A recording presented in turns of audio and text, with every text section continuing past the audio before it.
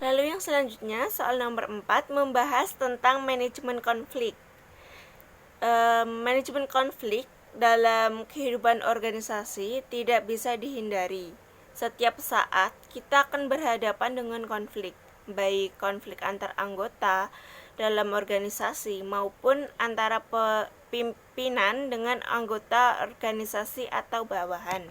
Bahkan tidak menutup kemungkinan adanya konflik dalam pihak eksternal organisasi. Konflik dalam terminologi Al-Quran sepadan dengan kata ikhtilaf, yang berarti berselisih atau berlainan. Konflik yang berarti perselisihan tertuang dalam ayat Al-Quran, di antaranya dalam surat Ali Imran ayat 105, artinya, dan janganlah kamu menyerupai orang-orang yang bercerai-berai dan berselisih sesudah datang keterangan yang jelas kepada mereka, dan mereka itulah orang-orang yang mendapat siksa yang berat. Quran Surat Ali Imran ayat 105. Islam mengajarkan kita bagaimana cara mengatasi konflik, dan cara-cara ini telah dituangkan pada ayat-ayat Quran yang diturunkan kepada Rasulullah Shallallahu Alaihi Wasallam, yang selanjutnya kita sebagai manusia dapat mentauladani cara-cara beliau dalam menyelesaikan konflik. Salah satu cara dalam menyelesaikan konflik yaitu dengan negosiasi atau perundingan. Tindakan menyangkut pandangan bahwa penyelesaian konflik dapat dilakukan oleh orang-orang yang berkonflik secara bersama-sama tanpa melibatkan pihak ketiga. Kelompok tidak mencari pencapaian solusi dalam tim satu aturan, tetapi membuat aturan yang dapat mengorganisasikan hubungannya dengan pihak lain.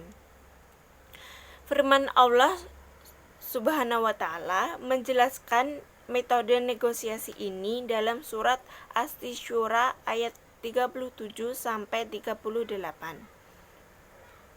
Artinya, dan bagi orang-orang yang menjauhi dosa-dosa besar dan perbuatan-perbuatan keji, dan apabila mereka marah, mereka memberi maaf. Dan bagi orang-orang yang menerima seruan Tuhannya dan mendirikan sholat, sedang urusan mereka diputuskan dengan musyawarat antara mereka, dan mereka menafkahkan sebagian dari rezeki yang kami berikan kepada mereka. Quran Surat Asy-Syura ayat 37 sampai 38. Negosiasi atau perundingan merupakan proses tawar-menawar antara pihak-pihak yang terlibat dalam konflik. Dalam perundingan ini diharapkan ada kesepakatan nilai antara kedua kelompok tersebut atau kedua belah pihak yang dalam melakukan atau terjun ke dalam konflik tersebut. Menurut Robbins pada tahun 1999, dalam Sophia menawarkan dua strategi perundingan yang meliputi, yang pertama, tawar-menawar distributif, artinya perundingan yang berusaha untuk membagi sejumlah tetap sumber daya atau situasi kalah dan situasi yang menang. Lalu yang kedua, strategi perundingannya itu atau solusinya itu tawar-menawar integratif, yaitu perundingan yang mengusahakan satu penyelesaian atau lebih yang dapat menciptakan pemecah menang kalahkan.